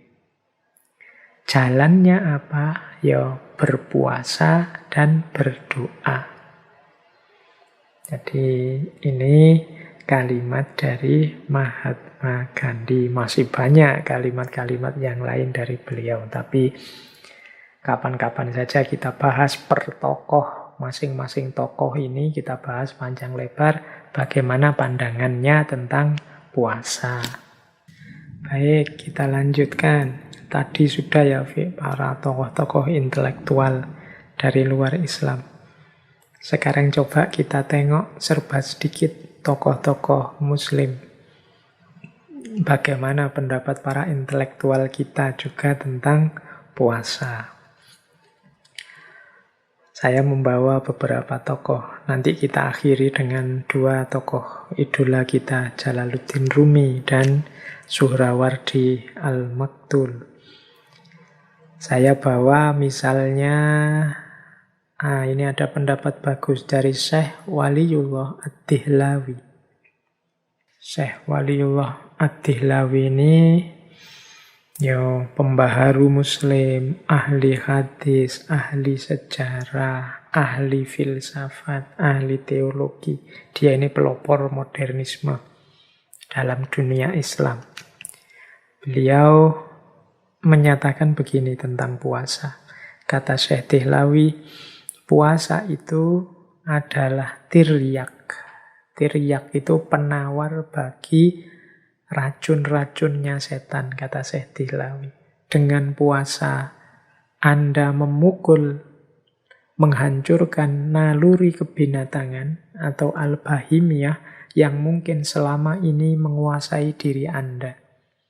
Nah, ini bisa dilihat dalam Hujjatullahil Balighah, karya beliau. Jadi, bagi Syekh Dihlawi, puasa itu adalah semacam, kalau bahasa hari ini ya, detoksifikasi spiritual. Dalam diri kita ini kan banyak racun-racunnya yang mengotori batin kita, sehingga spiritualitas kita terhambat. Nah, obatnya dari kekotoran-kekotoran jiwa itu antara lain ya puasa. Dialah yang menjadi tiryak. Tiryak itu penawar dari karat-karat, racun-racun, kotor-kotor yang ada dalam diri kita. Jadi ketika kita sedang puasa, terjadi detoksifikasi spiritual. Ya tentunya yang puasanya sungguh-sungguh ya, bukan yang puasa hanya formalitas untuk menahan lapar dan haus saja. Nah, ini Syekh Waliyullah Dihlawi. Boleh saya tambahi lagi, misalnya ini ada pendapat dari Syekh Abdul Wahab Asy-Sya'rani. Nah, ini teman-teman pesantren pasti kenal dengan beliau ini. Syekh Abdul Wahab Asy-Sya'rani ini biasanya disebut Imam Sya'rani. Sufi besar, dianggap wali kutub juga pada zamannya. Beliau ini gelarnya Imamul Muhaqqiqin wa Zudwatul Arifin. Beliau ini selain ahli sufi, juga ahli fikih, juga ahli hadis. Beliau menulis 60 lebih kitab. Ya kebanyakan bercorak tasawuf. Misalnya Lataiful Minan, Tambihul Muhtarin, dan lain-lain. Teman-teman yang suka kajian tasawuf harusnya kenal tokoh ini. Kisah-kisah tentang karomah beliau juga banyak. Kalau yang muda-muda kan biasanya yang diincer ya cerita-cerita karomahnya ini. Nah kata Syekh Abdul Wahab Asy-Sya'rani, puasa itu membawa kita kepada woyah an-nuroniyah. Woyatun nuroniyah. Jadi tujuan nuroniyah. Nur itu cahaya. Nuron berarti pencerahan. Jadi membawa kepada pencerahan batin kita. Juga peneguhan rohani. Dan juga melahirkan berbagai kebajikan saat kita berpuasa. Jadi puasa itu mencerahkan batin kita, memantapkan rohani kita. Dia melahirkan banyak sekali kebaikan. Nah ini Tambihul Muhtarin. Syekh Abdul Wahab Asy-Sya'rani. Nah ini boleh juga kita jadikan referensi. Jadi ternyata pencerahan batin kita, laku kita untuk membuat diri kita bercahaya antara lain bisa melalui jalur puasa. Boleh juga, ini ada quotes yang populer sekali dari tokoh intelektual muslim. Kalau ini modern. Thoriq Ramadan. Beliau ini filosof, penulis, akademisi. Asalnya dari Swiss. Cucu dari Imam Hasan al-Banna, pendiri Ikhwanul Muslimin. Beliau ini profesor di Fakultas Teologi Universitas Oxford. Jadi, kalau ini beliau intelektual kontemporer. Beliau punya pandangan begini. Filosofi puasa mengundang kita untuk mengenali diri kita sendiri, menguasai diri kita sendiri, dan mendisiplinkan diri kita sendiri menjadi lebih baik. Juga untuk membebaskan diri kita sendiri. Berpuasa berarti mengenali ketergantungan-ketergantungan kita dan membebaskan kita darinya. Oh ini kalimatnya ada diri kita sendiri banyak. Ayo kita cermati ya tadi. Yang pertama, puasa itu berarti punya manfaat mengenali diri. Diri kita yang lemah, banyak kekurangan, banyak ketidaktepatan. Kalau sudah mampu mengenali diri, kita menguasai diri kita sendiri. Kita ini kan dalam hidup kita sehari-hari sering tidak menguasai diri kita sendiri. Nah saat puasa ini kita kuasai benar diri kita. Kita ini kan seringkali diombang-ambingkan oleh hawa nafsu, oleh ambisi, macam-macam. Kita tidak menguasai. Nah ketika puasa kita kuasai diri kita sekarang. Ini tidak boleh, itu tidak boleh, dan sebagainya. Yang ketiga, mendisiplinkan diri kita. Jadi puasa itu kan paling kelihatan latihan disiplinnya. Kapan boleh makan, kapan tidak boleh makan. Kapan harus sahur, kapan harus buka, kapan waktunya habis, dan lain sebagainya, disiplin. Kemudian juga pembebasan diri. Jadi puasa membuat kita sadar hakikat diri kita, sehingga kita bisa membebaskan diri kita dari ketergantungan-ketergantungan di luar diri kita, dan hanya bergantung pada Allah saja. Nah, ini pandangannya Thoriq Ramadan. Puasa membuat kita kenal diri, membuat kita menguasai diri, mendisiplinkan diri, dan membebaskan diri. Baik, saya lanjutkan. Waktunya masih 20 menit ya. Kurang lebih. Kita lihat sekarang. Pandangan, ini tokoh yang sering dan pernah kita bahas, yaitu beliau dari tradisi filsuf muslim iluminatif Suhrawardi Al-Maktul, yang terkenal dengan filsafat isyraqnya. Dengan quotes-nya yang populer sekali, engkau hanya kaca, bukan cahaya. Nah, manfaat puasa ini menurut Syekh Suhrawardi adalah mempersiapkan jiwa, membuat diri kita terlepas dari penjara materi, dan siap untuk mendapatkan cahayanya Allah.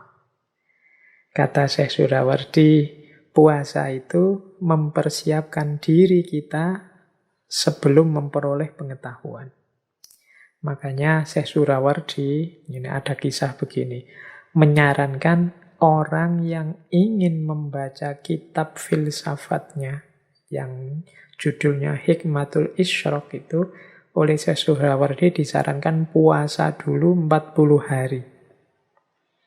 Mengapa harus puasa 40 hari? Katanya Syekh Suhrawardi, kalau tidak puasa, orang yang membaca kitab itu tidak akan dapat manfaat apa-apa. Paling hanya menemukan kumpulan huruf-huruf mati. Mungkin hanya ngerti maksudnya, tapi tidak akan berpengaruh terhadap hidupnya. Jadi puasalah dulu, kata Syekh Suhrawardi, 40 hari. Kalau sudah puasa, maka selama 40 hari ini menunjukkan orang ini sudah terbebas dari penjara materi. Kalau dia sudah bebas dari penjara materi, maka jiwanya sudah jernih dan siap untuk memantulkan cahayanya Tuhan atau pengetahuan. Jadi mungkin kemarin ada yang tanya ketika ada quotes, engkau kaca bukan cahaya, dan kemudian bagaimana Pak cara membersihkan batin yang seperti kaca itu, antara lain kalau tipsnya Syekh Suhrawardi ya dengan puasa. Puasa akan membuat kita lepas dari penjara materi, dan kita masuk kelompok namanya Ikhwanut Tajrid. Nah, ini pandangan dari Imam Suhrawardi. Berarti ya kesimpulannya, puasa itu menjernihkan jiwa, membuat kita lebih mudah menangkap pengetahuan yang merupakan cahayanya Allah. Ini boleh dipakai sebagai tips oleh para mahasiswa, para pelajar yang menanyakan apa manfaatnya puasa. Kemudian kita jelajah lagi. Ini waktunya tambah mepet. Misalnya saya ambil lagi pandangan Syekhul Akbar, Ibnu Arabi. Apa sih puasa itu? Manfaatnya apa? Hakikatnya apa? Menurut Ibnu Arabi, puasa itu yang pertama-tama rahasianya adalah pencegahan dan peninggian. Ini semacam yin yang tadi. Harusnya orang itu kalau dicegah ya tambah tidak bisa berkembang. Tapi kebalikannya dalam puasa, orang yang dicegah tapi dia semakin tinggi. Dicegah fisiknya tapi semakin tinggi level spiritualnya. Jadi menurut Ibnu Arabi, puasa itu pencegahan dan peninggian. Ini yang pertama. Yang kedua, puasa itu rahasianya adalah tiada tindakan, tidak melakukan apa-apa. Ini yang saya jelaskan di depan tadi ya, bahwa Uniknya puasa itu dia perintah, tapi perintah untuk tidak melakukan. Biasanya biasanya perintah itu kan perintah untuk melakukan sesuatu. Tapi ini unik, perintah untuk tidak melakukan. Jadi rahasia kedua puasa menurut Ibnu Arabi adalah tiada tindakan tidak melakukan apa-apa. Harusnya di era pandemi seperti sekarang ini, puasa kita bisa lebih berkualitas. Karena kita tidak banyak disibukkan oleh kegiatan-kegiatan di luar rumah. Bisa meminimalkan tindakan-tindakan yang bisa membatalkan puasa, khususnya secara batin. Karena hakikatnya puasa, kita akan menemukan rahasia puasa dalam tidak melakukan apa-apa. Ya tidak melakukan apa-apa itu maksudnya tidak makan, tidak minum, tidak berhubungan seks, tidak, dan lain sebagainya. Yang ketiga, puasa adalah penafian keserupaan. Nah ini menarik istilahnya penafian keserupaan. Puasa ini akan menegaskan tauhid kita. Akan menegaskan pengagungan kita kepada Allah, semakin menunjukkan inilah bedanya aku manusia yang lemah dengan Allah yang maha kuasa, maha segalanya. Jadi menafikan keserupaan kita yang makhluk dengan Khalik. Jadi ada unsur kesadaran bahwa aku dan Khalik ini ternyata jauh. Khalik itu tidak butuh apa-apa, sementara aku butuh dia. Nah, ini hakikat dari puasa yang ketiga. Menafikan keserupaan. Yang keempat, puasa adalah manifestasi dari sifat as-somadiyah. Ini dan al-haq sebagai tebusannya. Nah ini agak pelan-pelan menjelaskannya. Jadi teman-teman mungkin masih ingat ya salah satu sifatnya Allah, Allahus Somad. Jadi Allah satu-satunya tempat bergantung. Allah yang tidak tergantung apapun. Allah yang tidak butuh makan, tidak butuh minum, tidak tergantung pada makan, tidak tergantung pada minum. Itu sifat as-somadiyah. Dia tidak tergantung apapun, tapi semua makhluk bergantung padanya. Sifat as-somadiyah. Dari aspek puasa, as-somadiyah ini melatih manusia sebagaimana Allah yang tidak tergantung. Jadi di situ ada pelajaran tentang as-somadiyah, ketidaktergantungan. Manusia yang semula tergantung sama sekali dengan makan, latihan untuk tidak tergantung dengan makan. Ini dari sisi fisiknya, nanti dari sisi batinnya juga begitu. Tidak tergantung pada dunia, tidak tergantung pada ambisi, tidak tergantung pada jabatan, tidak tergantung pada target-target yang tidak penting, dan lain sebagainya. Jadi ini manifestasi dari sifat Allah as-somadiyah. Maka puasa ini terus unik, khusus, istimewa.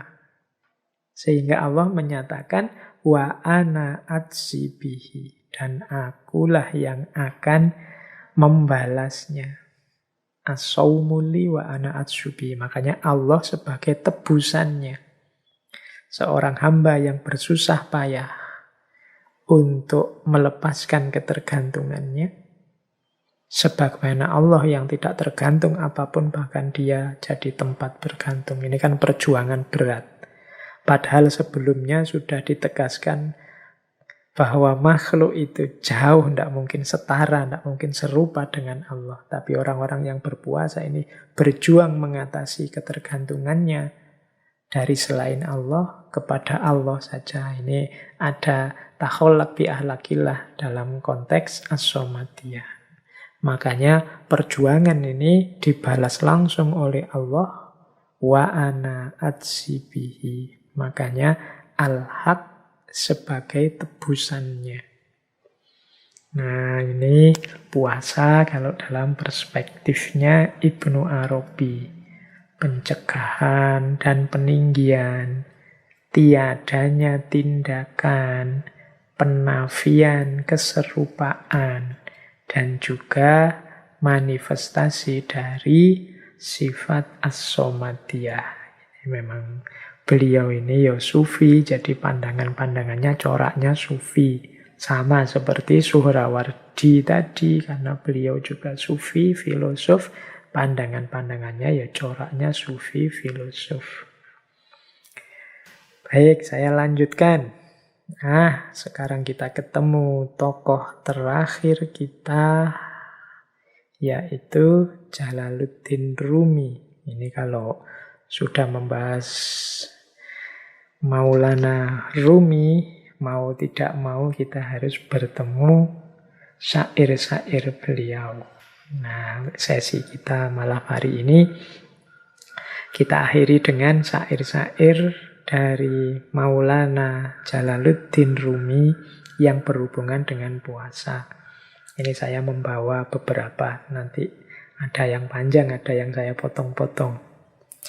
Misalnya ini untuk menggambarkan pandangan beliau tentang puasa dari Masnawi. Saat mulut ini tertutup, mulut lainnya akan terbuka untuk siap menerima jamuan rahasia. Tahanlah bibirmu dari makan dan minum, bergegaslah menyambut hidangan langit.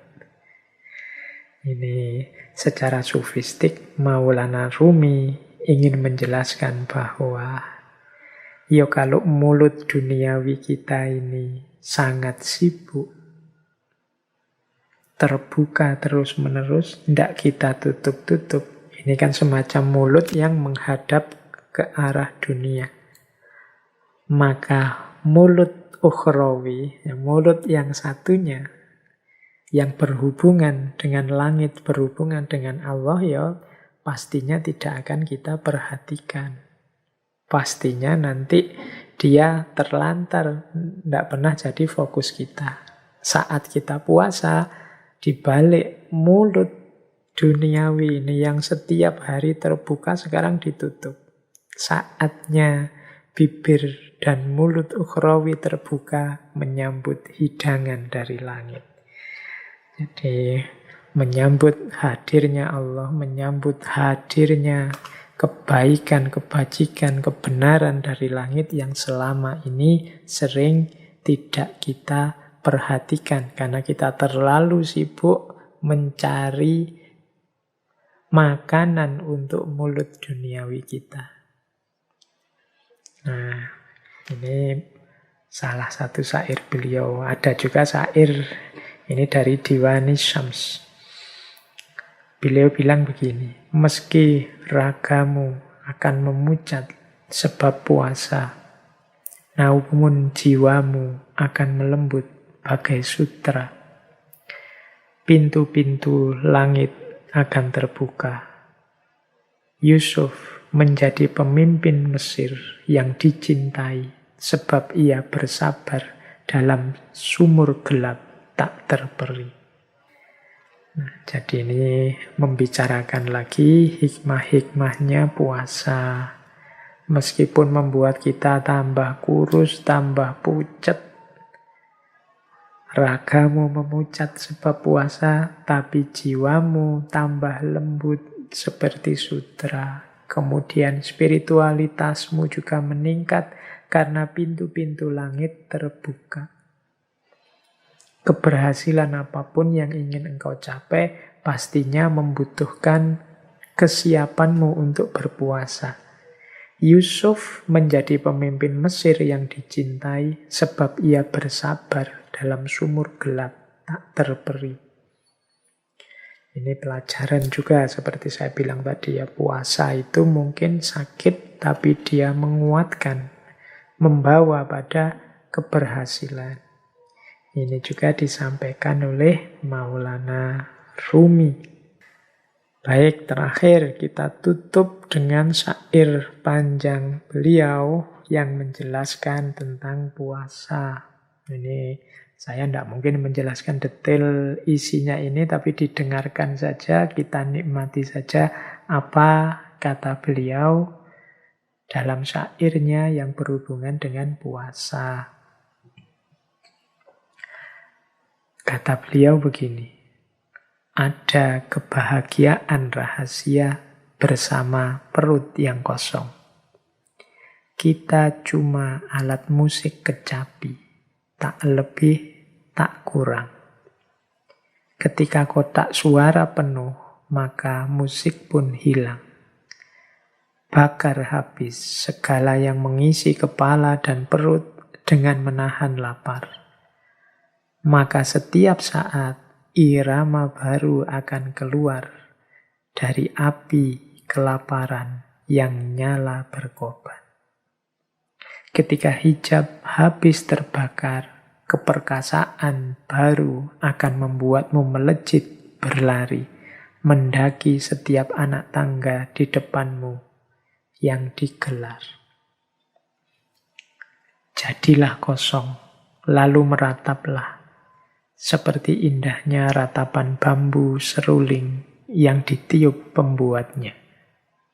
Lebih kosong lagi, jadilah bambu yang menjadi pena, lalu tulislah banyak rahasianya. Ketika makan dan minum memenuhimu, iblis duduk di singgasana tempat jiwamu semestinya duduk, bagai sebuah berhala dari logam yang duduk di tengah Ka'bah.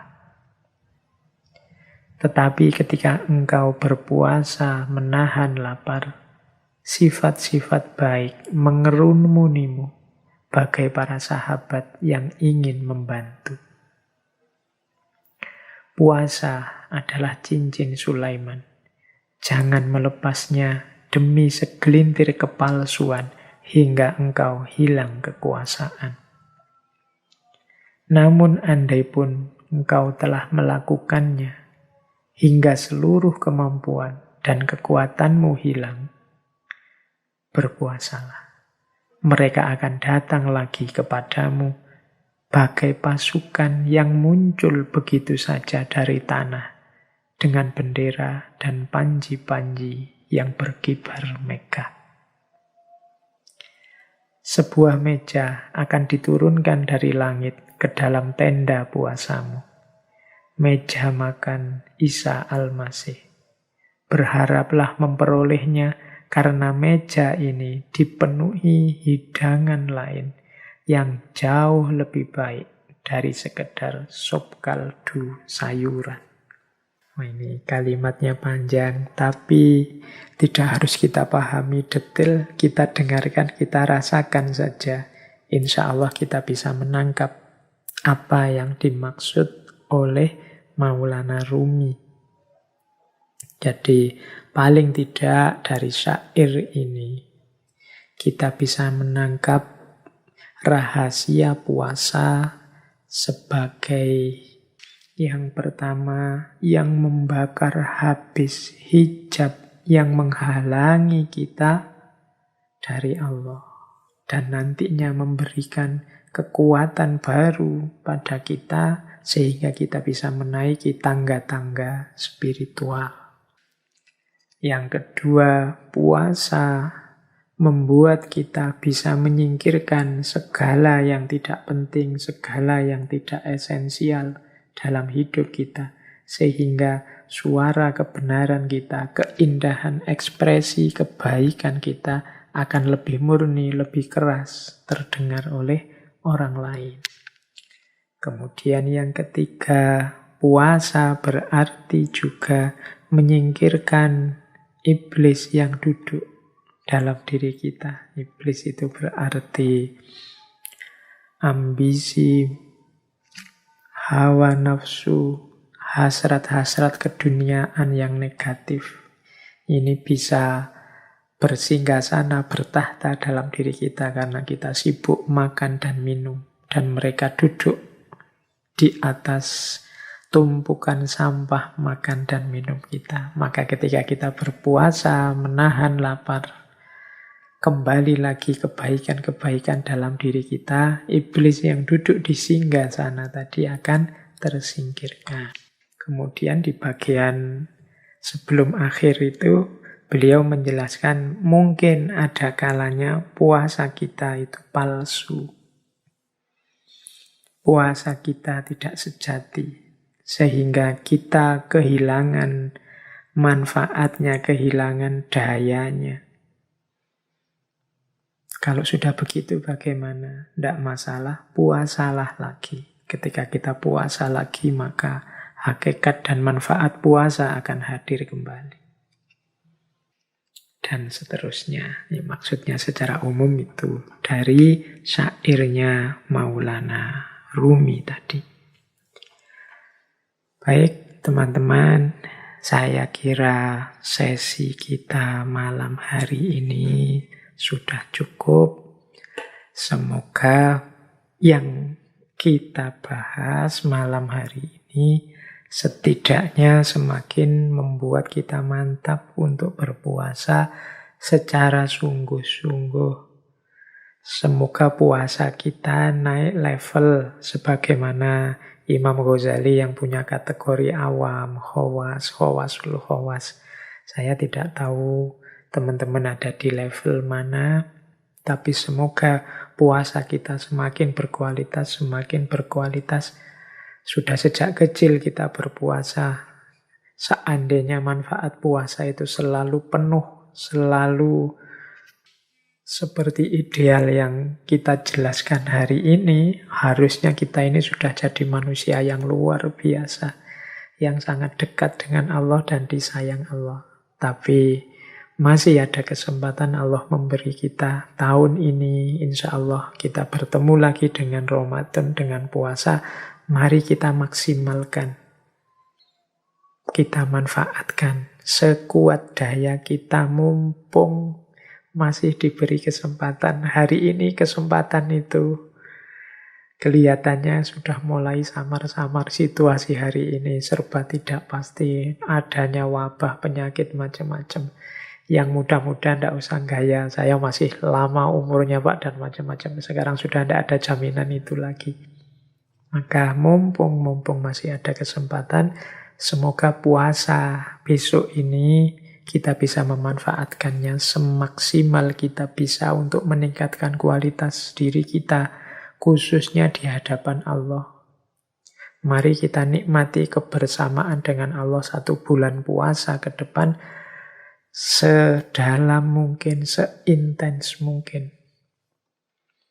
Ikhwal, segala hikmah yang kita bahas malam hari ini, pasrahkan saja semua kepada Allah. Semoga dengan keseriusan kita berpuasa, segala manfaat luar biasa tadi dianugerahkan oleh Allah pada kita. Baik teman-teman, saya kira itu sesi malam hari ini. Insya Allah mungkin 1-2 bulan ke depan kita masih libur. Jadi tidak ada sesi baru lagi sampai setelah Idul Fitri. Ya, sebagaimana tradisi yang selama ini sejak sebelum corona kita jalankan. Kurang lebihnya mohon maaf. Wallahul muwaffiq. Wallahu a'lam bissawab. Wassalamualaikum warahmatullahi wabarakatuh.